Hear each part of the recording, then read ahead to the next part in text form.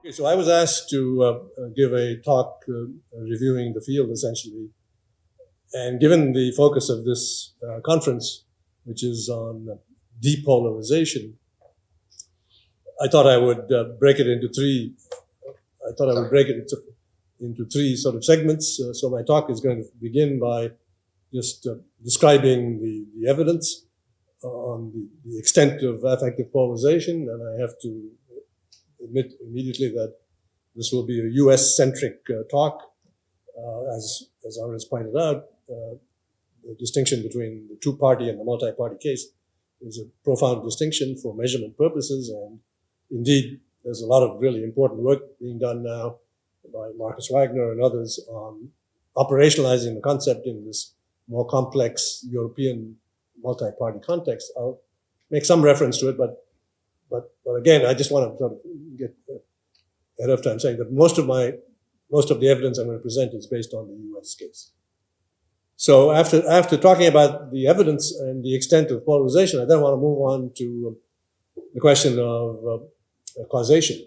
So why is it that this phenomenon has taken off? And as Andres said, it's now the focus of, not just the focus of scholars, but journalists, NGOs. There's a really active civil society movement in the United States today on this whole question of how can we depolarize American politics. So it's become, it's not just an academic exercise anymore. So I'll talk a little bit about the efforts to identify causation. And I have to admit that that phase of the literature has been very slow to develop, relatively slow to develop. So we don't know a whole lot about causation. And that, in many ways, is sort of a segue to the third aspect of my talk, which is how do we assess these burgeoning efforts to depolarize? I think it's certainly a worthwhile enterprise. I mean, if polarization, by the way, I'm glad you put up that quote from Chris and his book. I have yet to encounter anyone who thinks that affective polarization is something we ought to encourage. But apparently there are some quarters in which it is seen as a benefit to society. I have to admit, that's pretty counterintuitive. But the point I want to make in talking about treatment is that I think we need to be very careful here, because for one thing, we're not entirely sure as to what exactly is driving the process, the cause. And so therefore, by focusing on efforts to sort of get people to be more, as Marta's work is suggesting, to be more compassionate, to be more introspective, and one of the interventions that won out in the program run by Rob and Jan was the one on self-meditation. I think that reduced the feeling thermometers by about 67 percentage points. But all of these strike me as being sort of psychological nudges that are aimed at what I would call the symptoms of affective polarization, the fact that people are responding to their opponents in a very hostile manner. Most of the treatments, with few exceptions, are of that ilk. I would rather see work that address the problem by getting at the real fundamental causes. So one of the things that the PRL has been doing is to try and foster a more civil discourse among American politicians. Something else I'm going to talk about is that in America, political campaigns are almost exclusively what we call negative campaigns. You're out there attacking your opponent. You're never saying anything good about yourself. Over 90% of all the TV ads that air in America, advertising is the fundamental method of communication during campaigns. 90% of the ads are attack ads. I'll show you some data on that. So if we can get politicians to tone down their rhetoric and behave in a more civil and constructive fashion, that to me would be a viable treatment. But then the question becomes how do you get them to buy in? I mean, there is that one case that we have is the current governor of Utah. So Utah is a very interesting sort of an experimental case in the United States, because in that state, in the last gubernatorial election, for the first time, we had the Democratic and Republican candidates. They ran joint commercial. They ran ads in which they both appeared. These were cooperative ads. 50% paid by the Democratic candidate, 50% paid by the Republican candidate. And they were just talking about the issues and how they differed. There was no personal attacks. So that, to me, would be a viable treatment. But then the question becomes one of how do you get that implemented in 50 states across all the different sort of offices we have? So there are lots of problems with this notion of treatment, and hopefully I'll outline some of those in that talk. Okay, I hope to talk for no more than 35 minutes, and I very much would be welcoming of any commentary or questions that you may have. Okay, so I want to begin with just some brief historical context as to how Andres was talking about that POQ paper.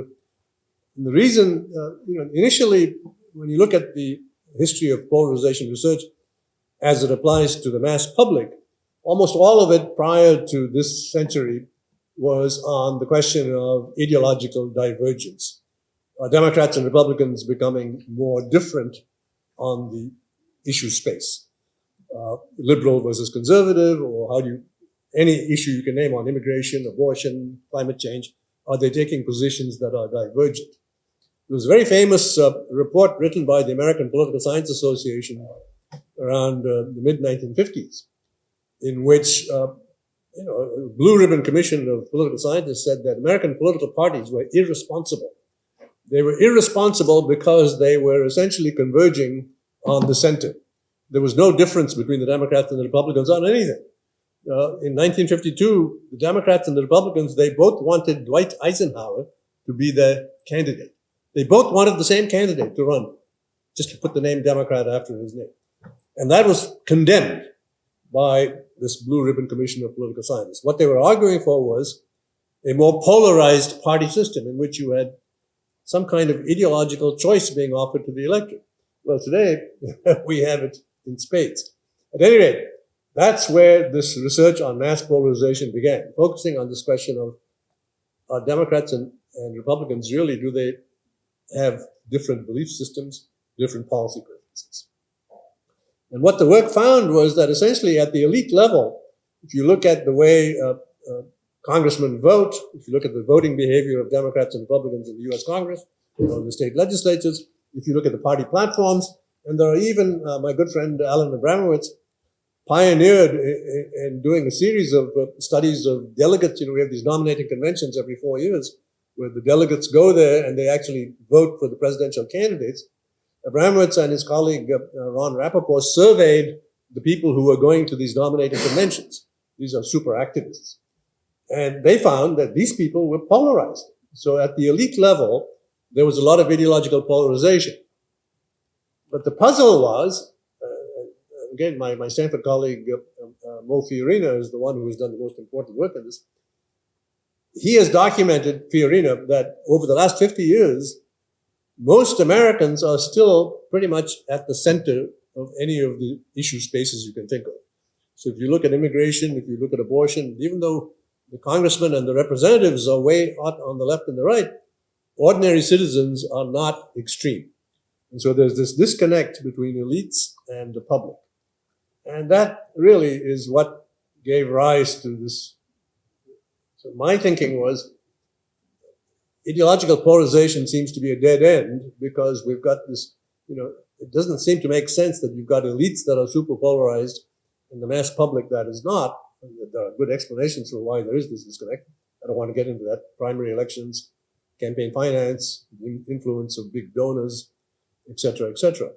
But the point is, at that point, I felt it would be useful to shift the debate and introduce an alternative conceptualization of polarization as outgroup animus. So that paper in the POQ essentially was the first paper which introduced this term affective polarization. And essentially it's grounded in very elementary social psychology, social identity theory, which is extremely well documented. And by the way, when you think about the intellectual origins of this work, in many ways, this work originated in Europe. André Tajfel was a Belgian social psychologist who did some of the most important experimental studies documenting that any form of group membership, even when you randomly assign people into groups, literally, when you flipped a coin and you said, you're going to go sit in that side of the room, people developed instinctively in-group favoritism. They liked the people in their own group, and out-group animus. They disliked the people in the other group. And so the fact that you've got group membership, and psychologically that translates into a group identity, you see yourself as belonging to this group, you automatically, so to speak, begin to think of non-group members as inferior. You denigrate people in the out-group. You begin to see them in sort of negative terms. So that's really the conceptual backdrop to this phenomenon of affective polarization. And in the context of American politics, we have this core concept of party identification. There's evidence that it begins at a very early phase in the life cycle. I was telling Dietland earlier on that CNN has just run a study in which they've interviewed 100 middle school children across the country. And these middle school kids are super polarized. They're just as polarized as their parents. So the point I'm making here is that party identification is transmitted at a very early stage. Kids in the United States develop a party ID even before they can engage in any elementary cognitive political activity. It's just basically modeling the attitudes of their parents. And so there's also very good longitudinal evidence that I'm citing here, a classic study by Jennings and Nimi, in which they interviewed people beginning in 1965, and then they re-interviewed them over a period of 25 years. There's 5 waves in this panel study. And the takeaway here is that party identification is stable. It's not something that people aren't saying, I'm a Democrat today and I'm a Republican tomorrow. The overtime correlation averages around 0.6, which is that's a pretty robust overtime correlation. So, the concept of partisan identity, which is fundamental to American politics, ever since the publication of the American Voter, we've known that it's the number one predictor of how people vote. It is also then the central underpinning of this whole phenomenon of affective polarization. Because if you have a strong sense of partisan identity, you're likely to see your partisan opponents in negative terms. And by the way, I don't want to get into the arcane details here, but in the American context, we don't just ask people, are you a Democrat or a Republican? We have this sort of 7-point scale, which was developed by the American National Election Studies in 1952. We have follow-up questions. Once you say you're a Democrat or a Republican, we then say, you think you're a strong Democrat or a not so strong Democrat? And we do the same thing for Republicans. And then people who say, I'm nothing, that's what we call independents. We ask them, well, do you lean one way or the other? Do you lean Republican or you lean Democrat? So that's a kind of a hybrid group called leaners. And if you know the American politics literature, you know there's an unusual finding. These people who say they're leaners are even more partisan than the people who say they're strong Democrats or strong Republicans. And the explanation for that is quite simple. The social norms being what they are, everyone wants to say, I'm independent. I'm not just a hack. I'm not a robot. And so people, they're faking it when they say they're independent. And that's why we introduced this, you lean one way or the other. If you take the leaners out of it, you've only got about 13% of the American public that is independent, pure independence. And they, in many ways, they are the critical, today, we've got the debate coming up tonight. The only people who are going to possibly be influenced by that debate are the pure independents. Everyone else is pretty much locked into their vote. In the 2020 election, the concept of party ID is so powerful, the average, if you average across the two parties, 95% of the partisans voted for their candidate. So there's no defection. The defection is 5% or less. So the only people who could be possibly influenced by the campaign today are these people who don't have an affiliation. Okay, the other thing I want to say, again, this is about America. We, unlike the rest of the world, we seem to believe in having elections every other week. We have numerous elections, and not only do we have numerous elections, national elections, state local. We also have no limit on the length of the political campaign. I believe almost every European nation has put a finite temporal window on the length of the campaign. What is it in Italy? I would guess it's 60 days at the most. Yeah, it's certainly not going to be. In the United States, it's permanent. The campaign begins after you get reelected. So we have been in the middle. The 2024 campaign pretty much began in January with the primary elections, and we haven't. That's what's unusual about today's debate. This is the earliest presidential debate ever. We have never ever had a presidential debate before the nominating conventions. Don't ask me why, but that's because at one point there was a fear that there would be no debates because the Biden and Trump campaigns couldn't agree on the ground rules. Fortunately, now it turns out there's going to be two, but this one is extremely early. It'll be very interesting to see how it plays out. Okay, so anyway, this is the conceptualization of affective polarization. Now, how do we measure it? Andres has already mentioned various indicators.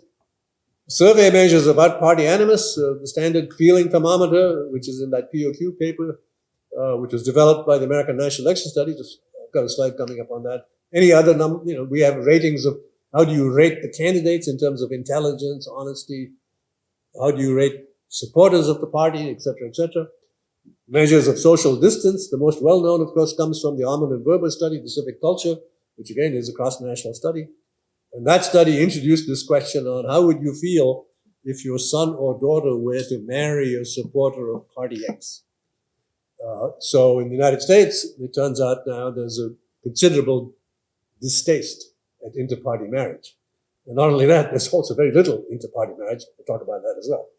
Andres has already pointed out that how we measure and operationalize the concept is obviously going to depend on the number of parties. In a multi-party system, it becomes very complicated. You might have to wait depending on the strength of the party. You might have to do other ways of treating it. I'm not going to say more about that. Sean Westwood and I have, the problem with survey research is, survey responses are pretty malleable. In ANES, the American National Election Studies, we have face-to-face interviews with 1,500 people, and then we have like 2,500 people who are interviewed online. And you can imagine what might happen in a face-to-face interview where you're talking to someone and he says, well, I want you to evaluate all these groups on a scale of 0 to 100. Where 0 means you don't like them at all. 100 means you feel very warm and you like them. You're not going to say 0 because you don't want to appear to be a hater. And so if you look at the ANES data and run a simple t-test between people who were interviewed face-to-face and people who were interviewed online, I've forgotten, the T is off the scale. Much higher polarization in the online interviews because people, it's anonymous. No one's there sitting in front of you. And so the online data show much higher levels of. So my point is, you've got to take survey data with a grain of salt because some of these responses might be subject to a lot of extraneous effects. Certainly, Sean can document with the rise of online panels. Everyone here now is reliant on people like YouGov or Dynata. There, you've got to be super careful because people are just trying to speed through the survey, satisfy. So you've got to run attention checks and things like that. And when you screen out the people who are giving these superficial sort of non-attitude responses, the results sometimes are dramatically different. So we've documented affective polarization using an implicit, completely has nothing to do with survey, modeled on the implicit association test, and our results show that it's pretty robust. The implicit level of out-party animus is pretty substantial. So it's not a survey artifact. We also have behavioral data, which of course should be the gold standard. We've run a series of these trust and dictator games in which people are told they're playing with a person who has a particular political affiliation, and we consistently find that if a Democrat is playing with a Republican, they're going to be less generous. They're going to give less money. So there is this kind of behavioral discrimination. And then finally, as I said earlier, we have documented the intrusion of these partisan cues into entirely apolitical domains. So vaccination rates, willingness to wear masks during the COVID, all of that shows a strong partisan divide. So in many ways, if you're a super rational person here, you might say, well, the Republicans are on the road to self-annihilation if they're not willing to take steps that would protect their own life. That tells you something about the strength of the partisan cue. There's a lot of work on dating.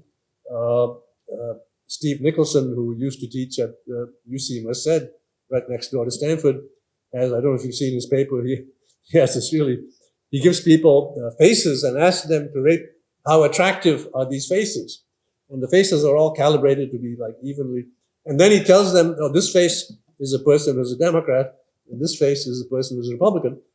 And then the ratings of attractiveness are significantly affected by the person's political affiliation. So how we evaluate the physical properties of a face are subject to this partisan divide. That's a pretty extreme case of intrusion of the party cue. Okay, this is, since I'm part of the ANES team, I thought this is the classic, the ANES feeling thermometer, first introduced in 1968 by Augie Clausen, who taught for many years at Ohio State. It's essentially a scale that goes from 0 to 100, and as I said earlier, the face-to-face, if you look at the in-party rating and the out-party rating, you see very clearly nothing is happening to the in-party rating. This is from the POQ paper. The only movement is on the evaluations of the opposing party. That, beginning in the 1980s, you see a substantial downturn. The thermometer ratings of the opposing party are declining, and therefore you get that gold. That's the difference between the in-party rating and the out-party rating. That's the measure of affective polarization. This graph was produced by Sean.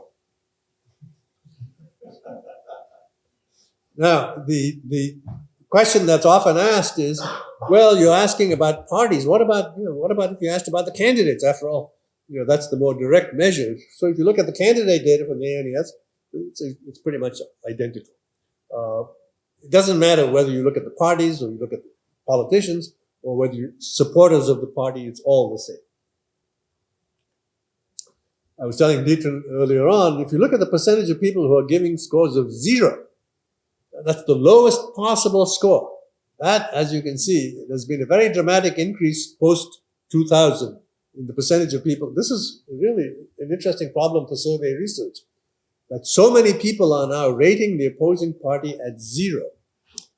One of the things that the ANES has been trying to do is develop a measure of political tolerance.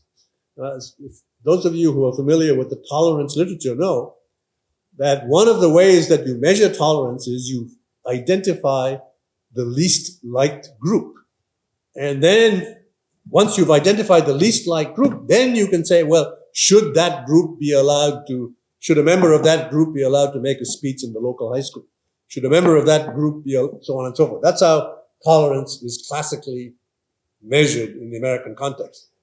The problem is the two least liked groups today in the ANES are Democrats and Republicans. So it's impossible to now measure tolerance, because how are you going to ask a question? Should someone who's a member of the Republican Party be allowed to make a speech in the local high school? I mean, that seems like, on the face of it, it just seems ridiculous.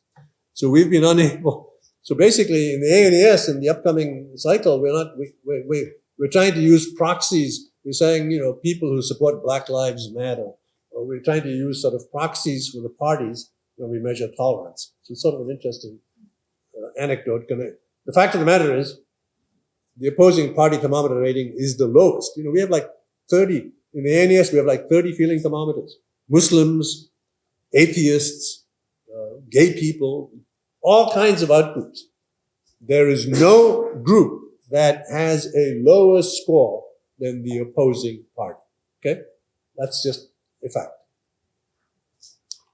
Okay, so interpersonal relations, there's all this data on spousal selection that people are now dating and marrying based on political affinity. And it's this famous study by Greg Huber and Neil Malhotra on online dating. we've published a paper showing that most couples today have the same registration.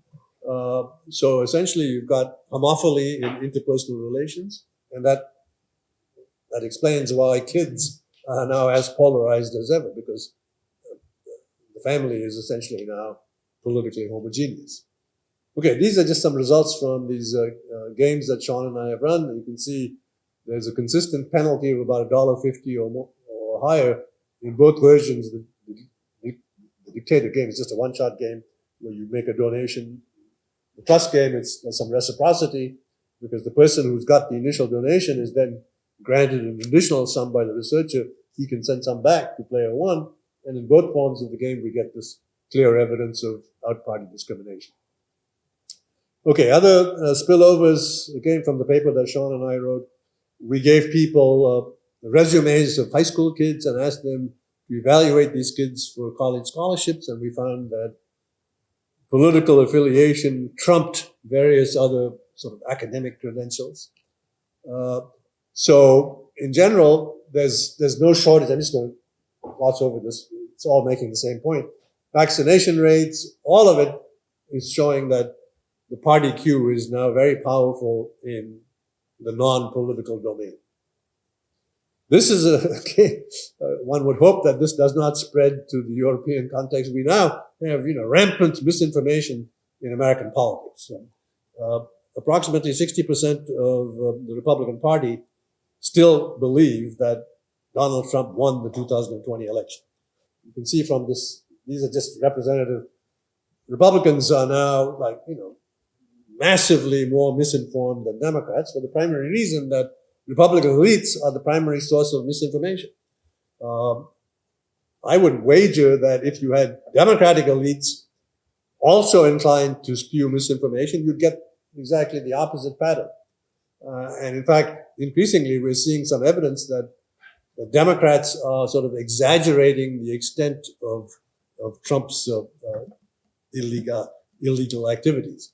So the fact that these data show Republicans to be more misinformed should not lead you to the conclusion that it's essentially just a right-wing problem.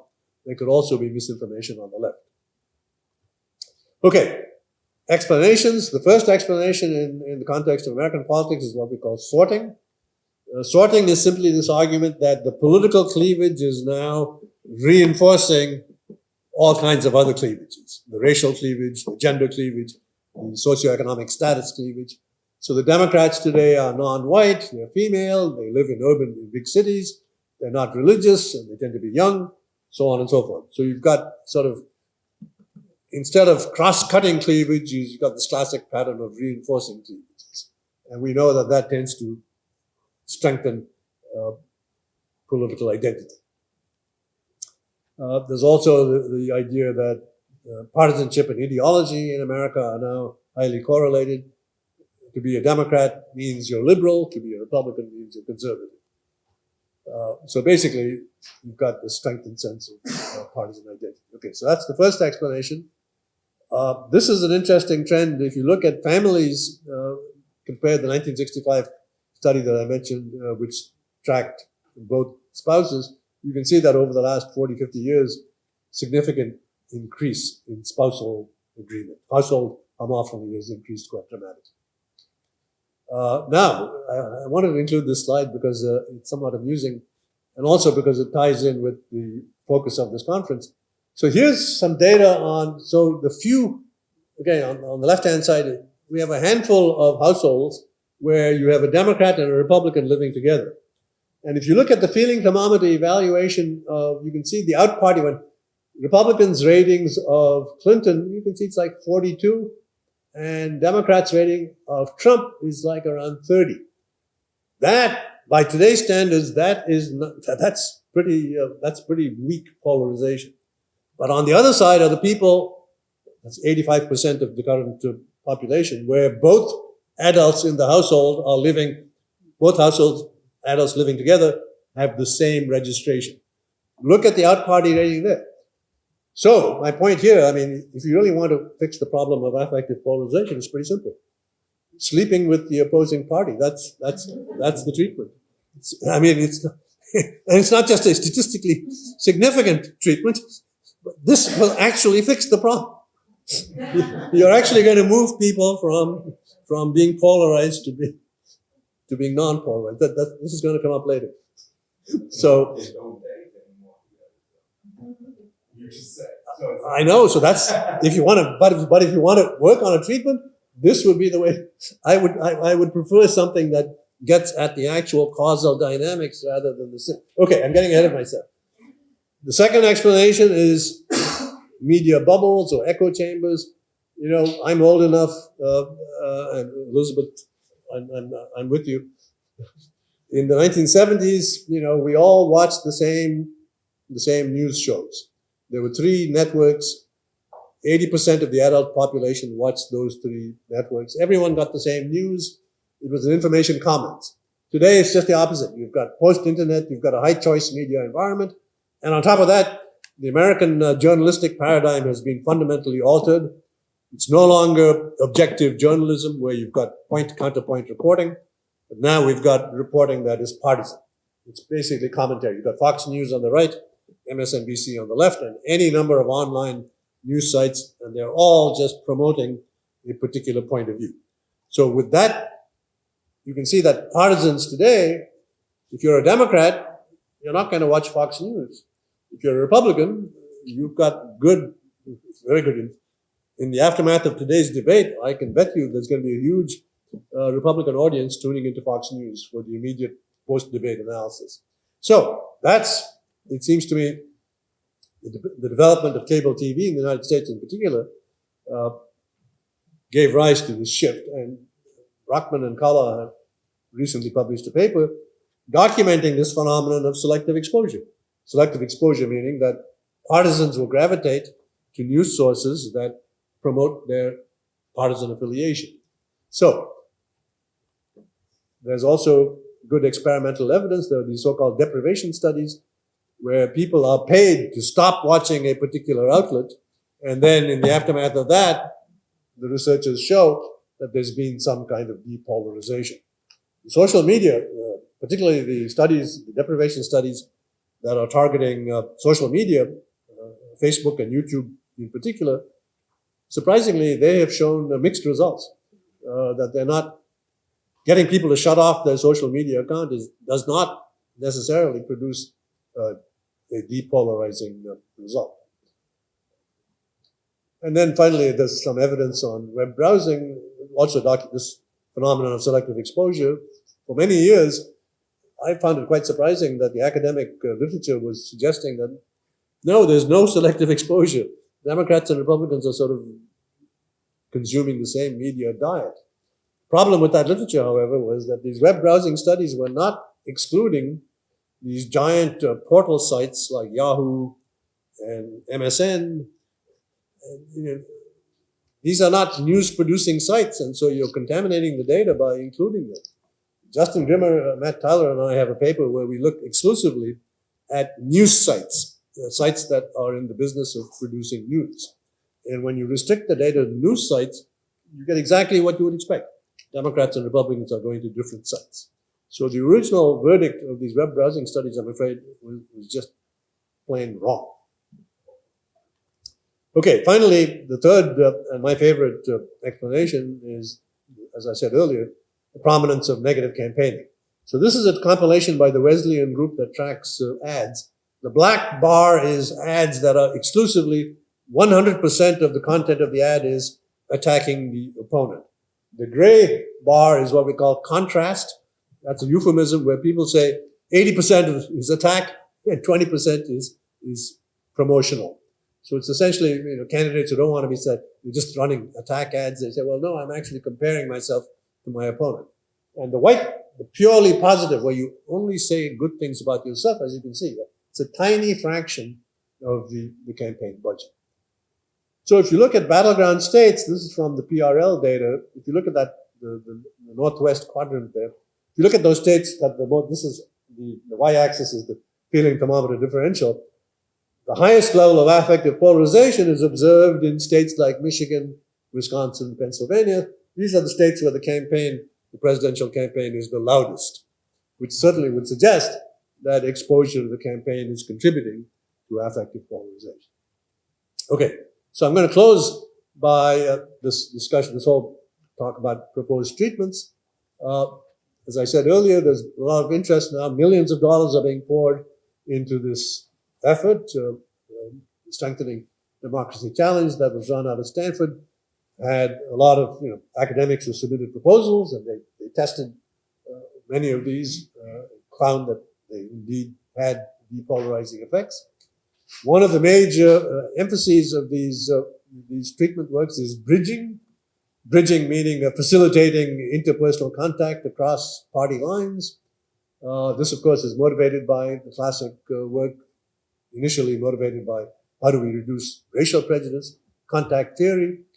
Intergroup contact is thought to reduce outgroup prejudice, although, again, the experimental data to date, mixed results, I would say.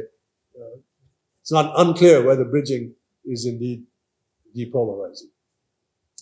I don't want to steal Jan's thunder. I think, Jan, you're going to talk about, I assume you're going to be talking. So I'll let Jan describe what happened in that particular study. I will say this, but one of the most promising treatments to date has been this idea that, partisans have these wild stereotypes about their opponents. Like Republicans think that Democrats are like 80% of the Democratic Party is non-white, which is, kind of statistically speaking, it's an egregious exaggeration. So one of the most promising efforts at treatment is correcting misperceptions of the opposing party.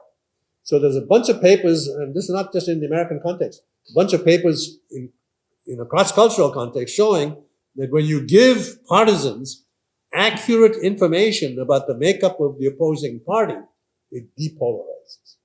But then, of course, the problem with that literature is Jamie Druckman, who himself contributed to that literature, has now written a paper showing that when you give people both the correct information and the stereotypic information, it washes out. You get a null finding. And in the real world, that's exactly what you get. Okay? The idea that you would only get accurate information, that's sort of a counterfactual. So the Druckman paper, which is in the PNAS, to me, raises some serious questions about that particular treatment. Okay, I'm not going to say much about this because Jan is here. He will talk about it in his panel. I want to say a few thoughts now about the first thing I want to say is that polarization in the American context has developed over the last half century. I don't think these short-term experimental nudges are going to compete with these large-scale historical societal forces. I think that's an unequal competition. Most of the interventions are focusing, as I said earlier, on the symptoms, not the socio-political context or phenomena that gave rise. It's like, just to use an analogy, it's like someone who's suffering from cancer, and one of the symptoms of cancer is extreme fatigue. It's like, if you're going to treat the symptom, you're going to say, well, drink a lot of Red Bull. But I don't think you're going to say that that's going to cure the problem of cancer. Okay, so what we've got in the affective polarization literature today is that kind of effort. We're treating the symptoms, we're not getting at the underlying structural causes. I would also raise the concern that how can we treat when we don't understand causation? Okay? Unless you have a firm handle on the question of causal inference, I think it's premature to be prescribing treatment. So I would say we need to do more on the causal front, less on the treatment, at least at the moment. This is a huge problem. Andres brought it up. My Stanford colleague and good friend, Jim Fishkin, has published a couple of papers recently suggesting that a deliberative poll can significantly depolarize the American public. But what would it cost to run a deliberative poll that had, approximately 200 million people? I think Sean knows the answer, but it's probably half the GDP. Right. Yes, exactly. So scalability is a real problem. If you're going to develop a treatment, you're going to have to think about something that will reach a vast majority of the adult population. And this is the problem I said earlier when I was talking about the married couples. So you can get statistically significant effects. Well, what does that mean when you say that my feeling thermometer discrepancy has gone from 90 points when I rated the Republicans at 100 and the Democrats at 10, take the difference is 90. So I've depolarized people. My score is now 85. Statistically significant. But what does that mean? I'm still super polarized. So you want to borrow from the public health literature. Sean and I have a paper in progress where we're proposing that clinical significance rather than statistical significance ought to be the appropriate criteria. Clinical significance is when you actually move someone from a dysfunctional health standpoint when he's now functioning. So in the case of polarization, that would mean at least moving people to where they're kind of neutral as opposed to hostile.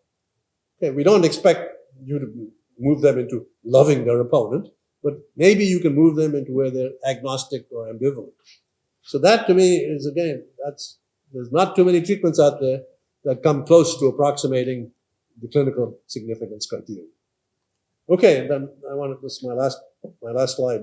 This is the big picture here. Does polarization represent the so-called crisis for democracy? Democratic backsliding, we know, is increasing across the globe, and is polarization one of the culprits? Has polarization contributed? In the United States, in the US case, we have January 6th, the MAGA movement, widespread misinformation, and I think all of these could be seen as precursors of support for democratic practices.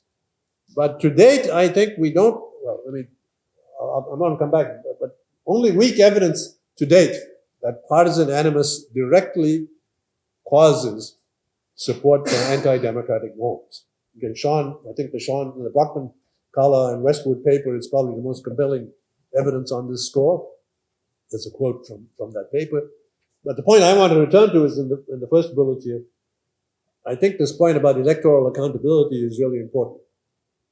The idea here is that in the good old days in American politics, when incumbent politicians misbehaved, when they did things that were seen as violating of some social norm, they were punished. They were sanctioned by even people within their own party. Okay, this is the retrospective voting, the model that, when unemployment goes up, when the economy is bad, people are going to kick you out. That logic has broken down. We have now multiple cases of politicians who have violated any number of norms, even broken the law. In the case of Donald Trump, we have a convicted felon. And it has increased support rather than decreased support for him. So the basic logic of electoral accountability has been broken. In that sense, American voters don't seem to have a conscience anymore. I have nothing good to say about Donald Trump except that when he said that he could walk down the middle of Fifth Avenue and shoot someone and that it wouldn't affect his support, he was absolutely correct. So in that sense, I want to really emphasize this electoral accountability mechanism. And there's a lot of hysteria in the United States about civil war. There's so many guns out there. Are we going to have a contested election and large-scale violence? But once again, I would defer. I think the people who have tried to measure support for violence in a more rigorous fashion, Sean and others, show that earlier concern is vastly overstated. The true level of support for violence in the United States is probably, goes under 5%, but you could say, well, that could still be a large number. There's no doubt about that. So I'm not arguing that there won't be any outbreaks of violence, but I do think that this narrative that there are vast numbers of Americans willing to take up arms to defend their political party, that is grossly exaggerated. So obviously, this whole question of the nexus, outgroup animus, and willingness to engage in this, that is an open question crying out for more research. Okay, that's it. Yeah, thank you. Thank you.